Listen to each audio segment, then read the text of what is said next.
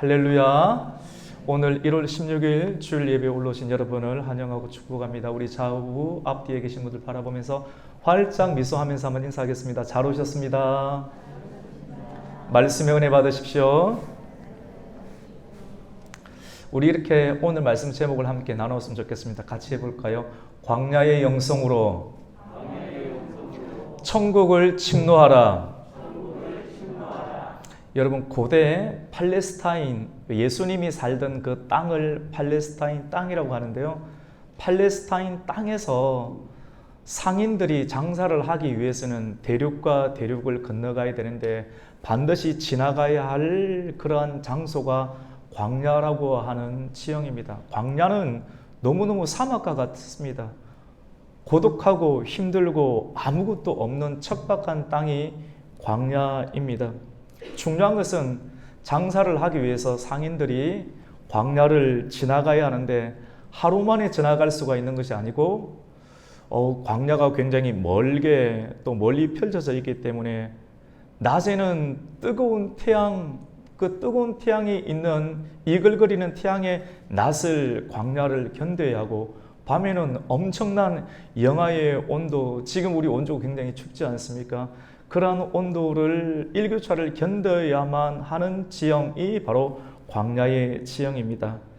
그런데 이 광야에서 살아남고 버티고 지내려고 하면 누구든지 광야에서 만나는 사람을 보면 그 사람이 어떤 사람이든지 간에 서로 살기 위해서 부둥켜 안고 차디찬 밤을 이겨내야만 합니다.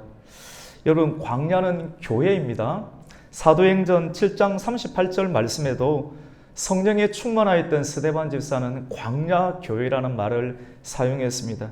우리가 광야 생활을 하면서, 그리고 주님의 몸된 교회 생활을 하면서 광야와 같은 험준한 인생 여정길 가운데 숨을 쉬기 위해서 교회에 와서 광야 생활을 우리가 하게 되는데, 우리가 중요한 것은 교회에 와보니까, 광야 생활을 하다 보니까 저 성도는 내 취향에 맞지 않아, 나와 결이 맞지 않다고 하면서 광야에 들어오기 이전의 언어들을 구사하는 사람을 종종 보기도 합니다.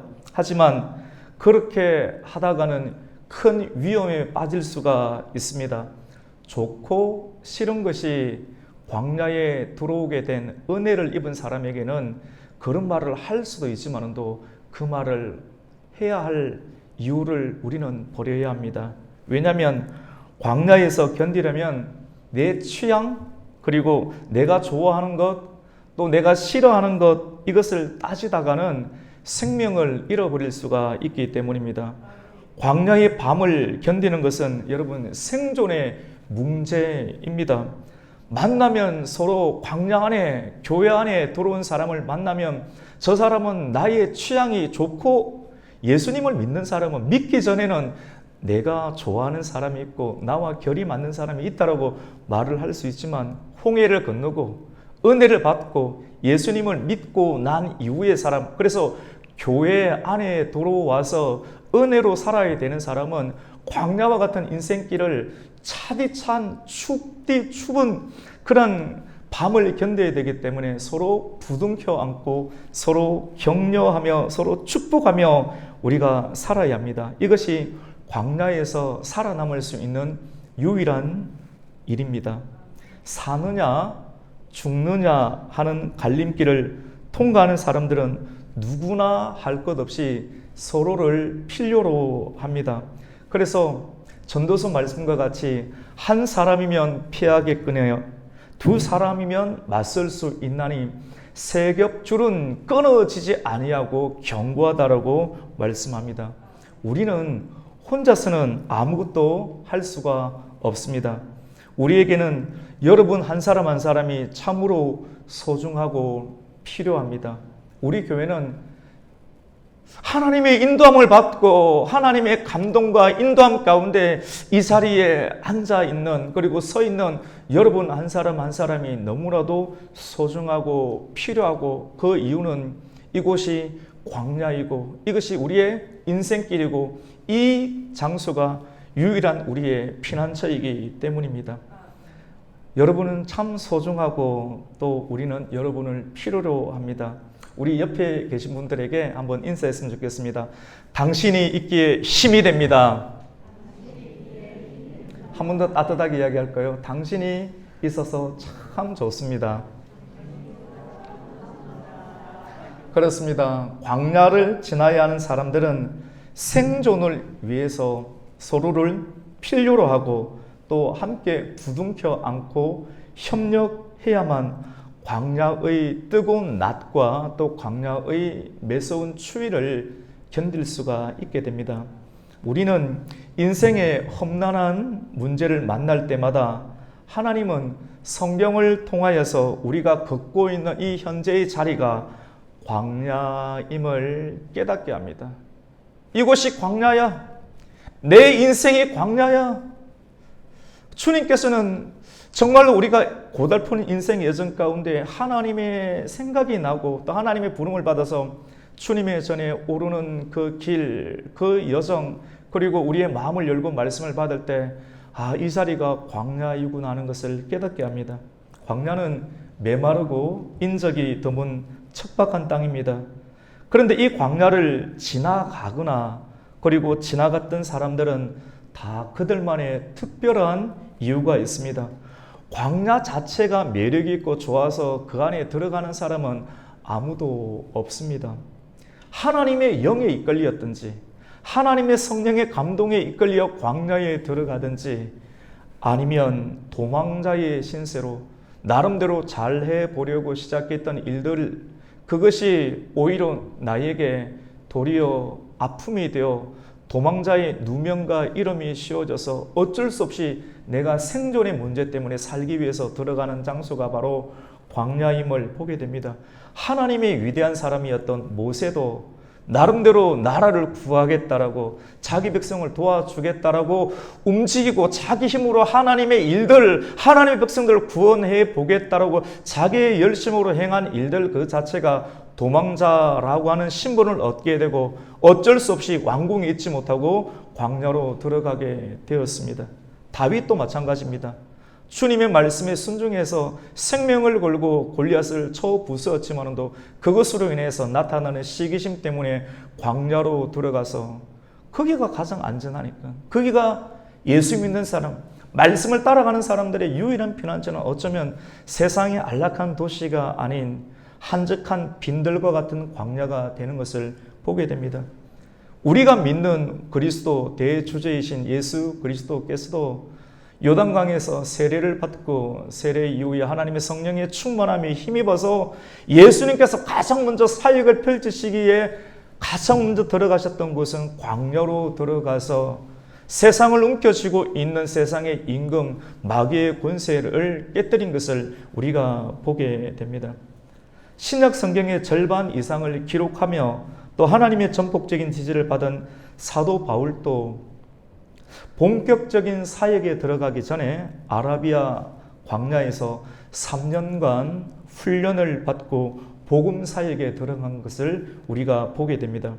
하나님께서는 구약의 이스라엘 백성뿐 아니라 신약에 나오는 많은 지도자들을 광야로 이끈 것을 보게 됩니다. 하나님은 왜 광야로 사람들을 이끄실까요? 하나님은 여러분을 왜 교회로 이끄실까요?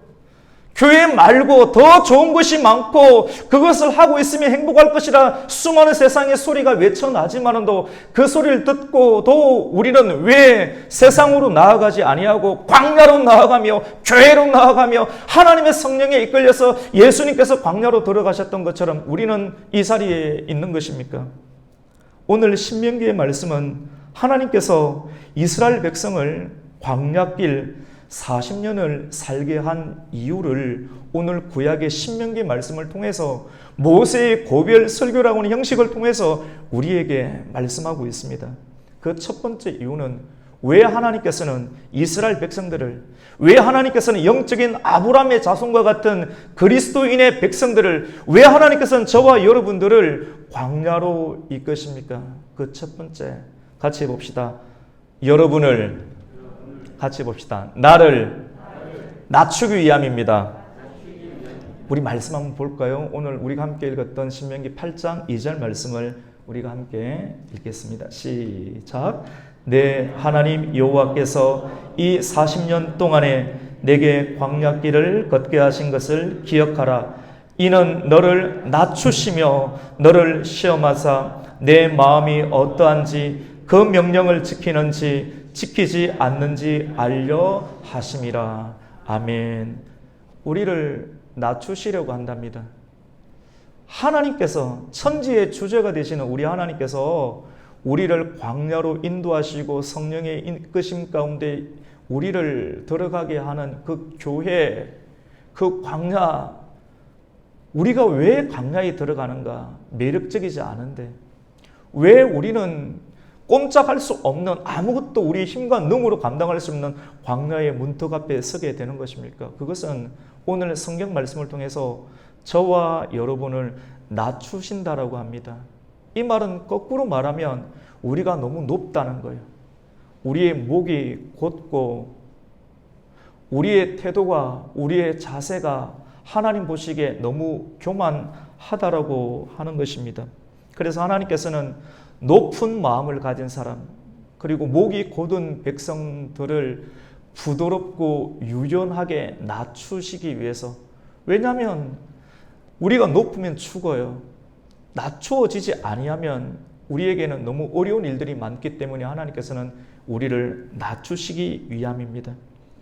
여러분, 하나님은 저와 여러분이 낮추어진 이후에 우리를 사용을 하십니다.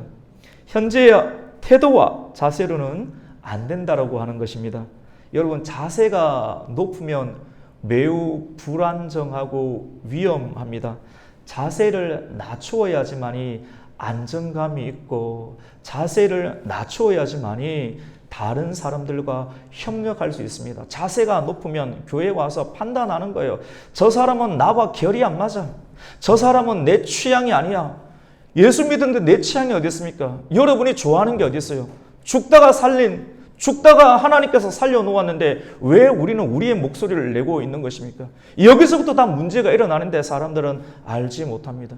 내 감정이 중요한 것이 아니라 예수님을 믿었으면 우리의 지성과 우리의 감성, 우리의 정서와 우리의 의지가 내 뜻이 아니라 나는 죽고 십자가에 그리스도와 함께 죽고 십자가에서 함께 부활하신 그리스도께서 우리의 삶 가운데 살 수 있도록 우리를 믿음으로 드리는 인생이 저와 여러분의 인생이 되어야 할 줄로 믿습니다.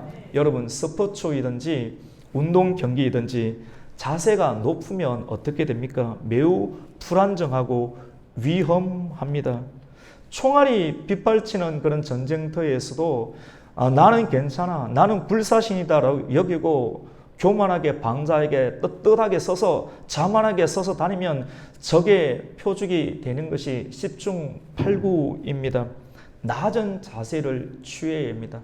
운동을 하든지 학문을 하든지 지식도 많으면 많을수록 고개를 숙이고 낮추어야지 지식이 합당한 하나님의 지혜로 쓰임받게 되는 걸 보게 됩니다.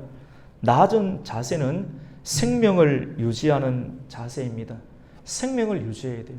생명을 계속 유지해야지 말씀을 전할 수 있고 그 말씀은 내게 주시는 하나님의 언약의 말씀으로 받을 수 있는 겸손한 태도가 준비됩니다. 우리 예수님께서는 요한복음 14장 6절 말씀 가운데 예수께서 이르시되 내가 곧 길이요 진리요 뭡니까? 생명이니라고 말씀합니다.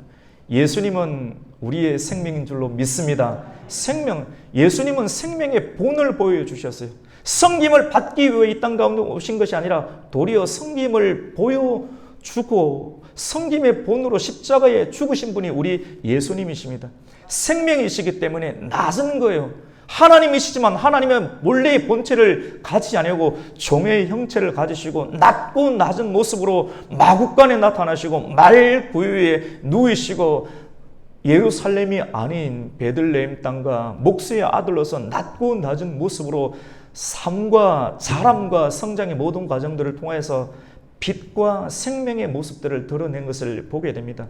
생명 되신 예수님이 낮은 자세를 취하니까 계속해서 일이 진척이 되고 성취가 되는 것을 보게 됩니다. 예수님을 믿는 사람, 그래서 예수님이 그 사람 안에 있는 사람의 모습은 예수님을 닮아서 자세가 낮고 다른 사람들과 협력이 되고 광야 생활을 할 때도 그 사람에게는 어느 사람을 붙여놓는다 할지라도 다 결이 맞습니다.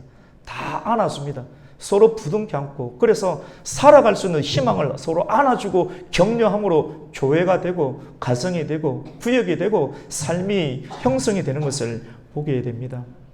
낮은 자세를 몸에 익힌다는 것, 여러분 광야에 들어가서 가장 먼저 우리가 배우게 되는 것은 낮은 자세인데, 낮은 자세는 생명이라고 했고, 생명을 먼저 내가 살았구나, 내가 주님의 은혜로 살았구나 하는 것을 아는 사람은 그 다음부터 주님과의 관계에 들어가서 주님과의 관계를 지속적으로 함으로 나타나게 되는 그의 삶의 열매는 영성과 전문성으로 드러나게 됩니다. 주님께서 왜 우리를 광야로 이끄시는가? 광야에서 영성과 전문성을 갖추기 위함입니다.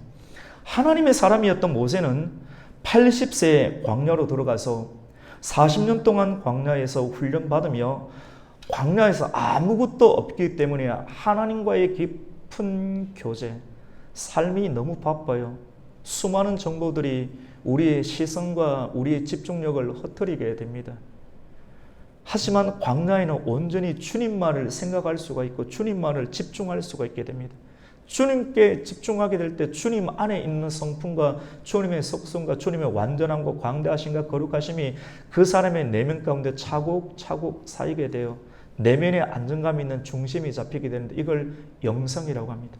광야에서 신앙생활을 하게 되면 영성이 쌓이게 되고, 영성을 가진 사람은 단순한 영성이 아니라 이 일상 가운데 성실함으로 나타나는 전문성을 가지게 됩니다.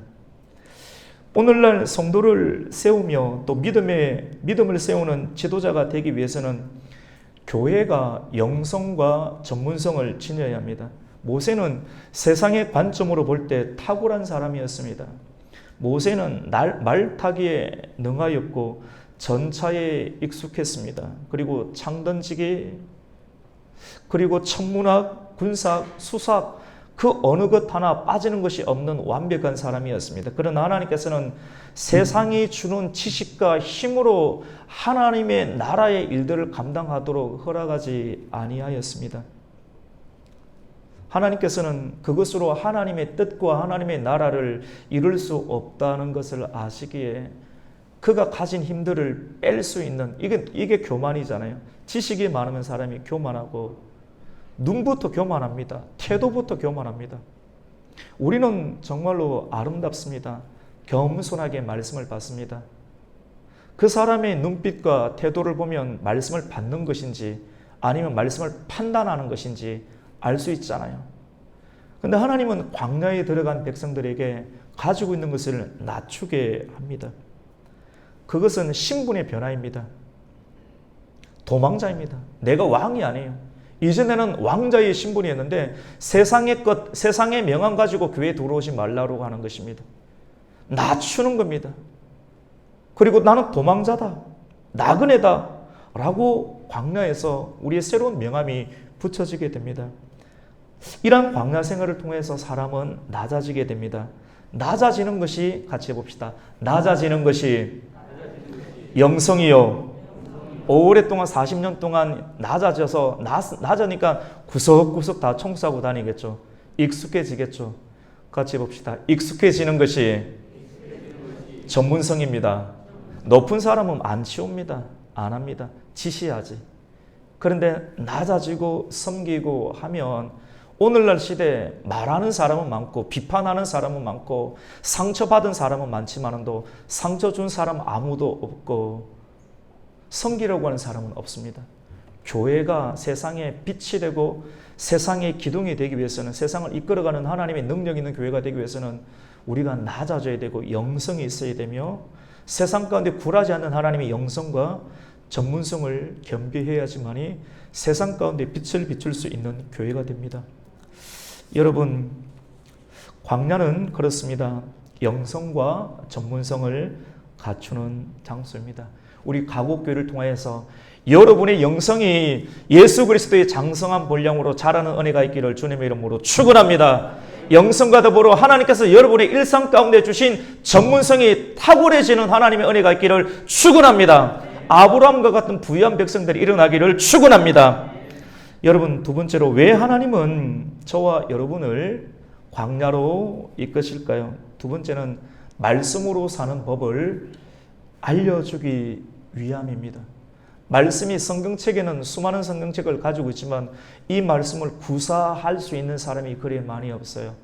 이 말씀을 믿음으로 사용하여서 우리 안에 들어오는 우리의 마음과 우리의 심령과 우리의 골수와 20년 전에 받았던 상처, 그리고 상처가 우리의 마음 가운데 우리의 신경과 우리의 근육과 세포 가운데 포함되어 있는 그런 각질들을 제거하게 할 수 있는 말씀의 능력으로 사용할 수 있는 사람은 그리 많지 않다라고 하는 것입니다. 이스라엘 백성들이 광야 생활을 할 때 농사를 짓지 않았습니다. 경제활동도 할 수가 없었죠. 광야는 농사를 지을 수 있는 땅이 아닙니다. 그리고 경제활동을 할 수 있는 땅도 아닙니다. 완전히 고립되고 단절된 땅입니다.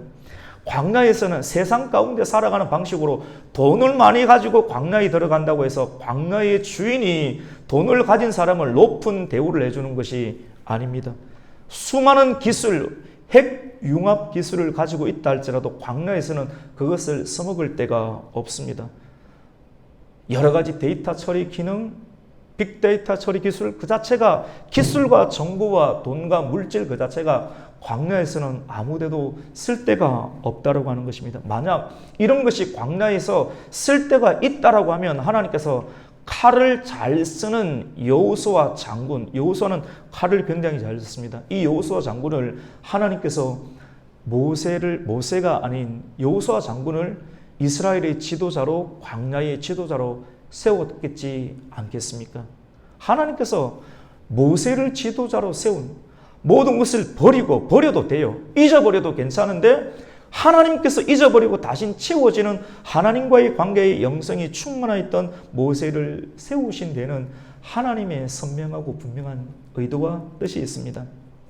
광야로 들어가기 전에 모세도 제법 자기 주장이 강하고 내 정도면 뭔가를 할 수 있다고 힘 있는 강한 사람이었습니다.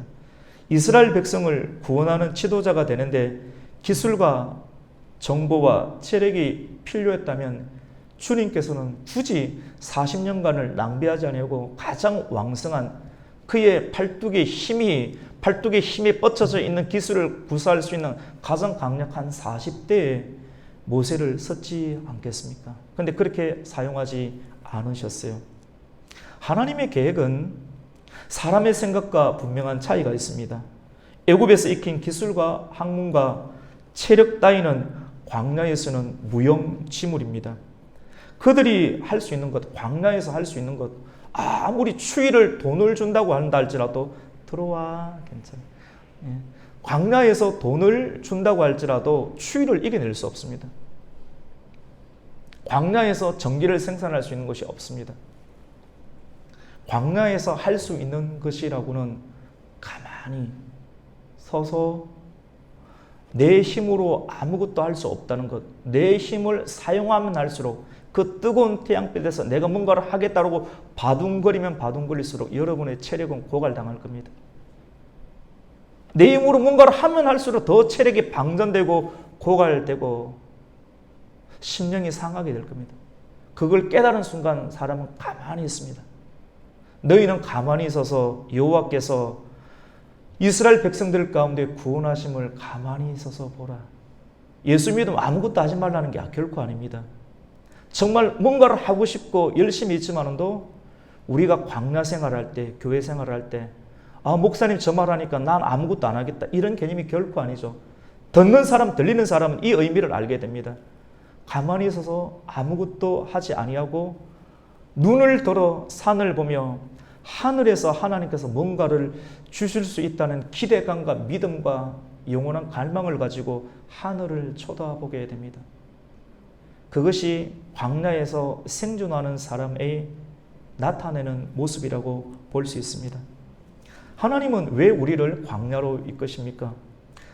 사람이 떡으로만 살 것이 아니오 하나님의 입에서 나오는 하나님의 말씀으로 살 수 있다는 것을 우리에게 알려주시기 위해서 우리를 도망자의 모습, 실패자의 모습으로 신앙을 가지고 교회 생활을 하게 하며 광야 생활을 하게 하며 거기에 도로 많은 사람들과 부둥켜 안고 함께 예배하며 찬송하며 하나님을 높이고 또 하나님의 사명 가운데 나아가는 그런 일들을 우리는 경험하게 됩니다.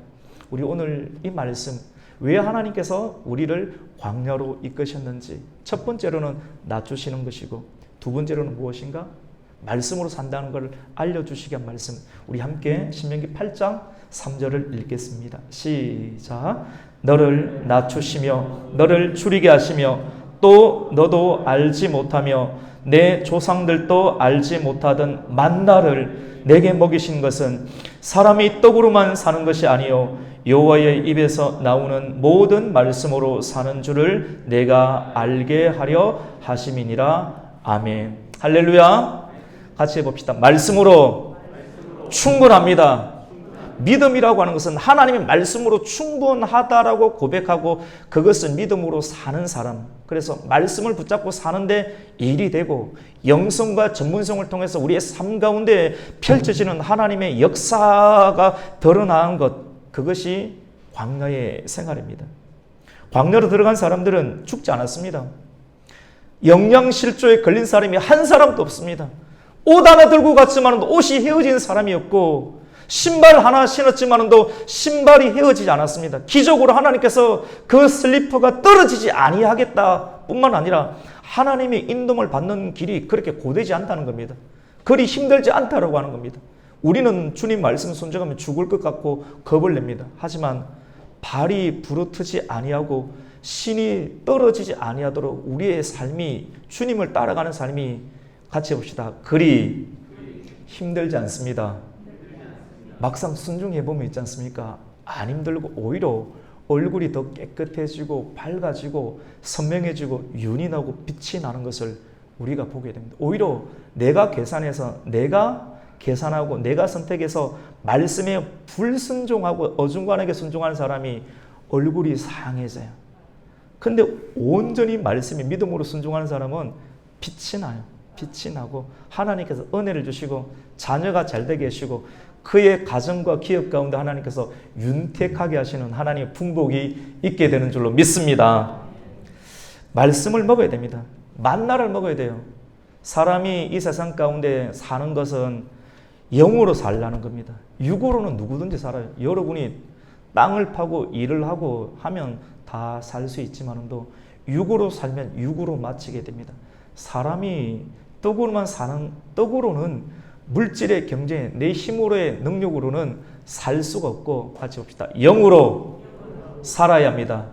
영으로 살기 위해서는 하늘에서 내리는 신령한 만나를 먹어야 하는 것입니다.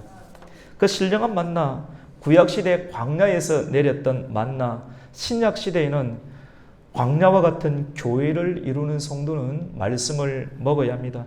예수님은 자신을 가리켜 하늘에서 내리는 산떡이라고 말씀합니다. 요한복음 6장 51절에 나는 하늘에서 내려온 살아있는 떡이니 사람이 이 떡을 먹으면 영생하리라. 내가 줄 떡은 곧 세상의 생명을 위한 내 살이니라 라고 말씀을 하십니다. 여러분, 말씀을 먹으면 영원히 살게 되는 줄로 믿습니다. 죽어도 살고 산자도 살게 되는 역사. 이사야서 4장 8절 말씀에 풀은 마르고 꽃은 시드나 하나님의 말씀은 영원히 서리라고 말씀합니다. 우리 마지막으로 우리 하나님께서 저와 여러분을 광야로 이끄시는 이유는 같이 봅시다. 약속의 땅을 정복하기 위함입니다. 여러분에게 주신 약속이 있는데 여러분의 주신 약속과 언약과 말씀을 다른 것을 성취는 했지만도 약속을 성취하지 않으면 사람이 곤해요. 하나님께서 저와 여러분에게 명하신 것이 있는데요. 그 명한 명령이에요. 소명. 구원받은 사람은 소명을 받았죠. 부를 소자. 여러분이 목숨을 부른 거예요. 여러분 목숨을 걸고 예배하고 목숨을 걸고 하나님께서 구원의 은혜를 입은 자란 여러분에게 100년이 안 되는 인생 내게 주고 내가 영원한 생명을 주겠다라고 예수 그리스도의 피를 우리에게 주셨는데 그 은혜를 입은 사람은 부르심을 입고 구원을 얻게 되는데 목숨을 불렀어요. 하나님께서. 여러분께 아니거든요. 그러면 하나님께서 소명을 받은 자에게는 같이 봅시다. 사명. 목숨 걸고 일해야 될 사명 보내신 그런 자리들이 있는데 언약의 말씀을 실천해야 될 저 같은 경우는 말씀이에요. 저 같은 경우 하나님의 목회를 통해서 단순한 지교에 잘 되고자 하는 그 정도의 수준을 뛰어넘는 교회를 통한 하나님께서 들어오게 하시는 부르시는 영혼들을 세우시는 그 일들, 이 일들을 통해서 교회 안의 일들과 교회 바깥의 빛으로 드러나는 전파적인 일들을 감당하게 하시는 것 저의 사명이고 또 사명인데 이 일들을 사람이 감당할 때 영혼이 메꾸어집니다. 영혼이 메꾸어지고 하루하루가 의미 있는 인생이 만들어지게 되는데 돈은 벌고 뭔가를 했지만도 하나님께서 여러분에게 주신 일들을 감당하지 않으면 사람이 곤고하고 의미 없는 인생을 살게 됩니다. 여러분 약속의 땅을 여러분 정복해야 됩니다.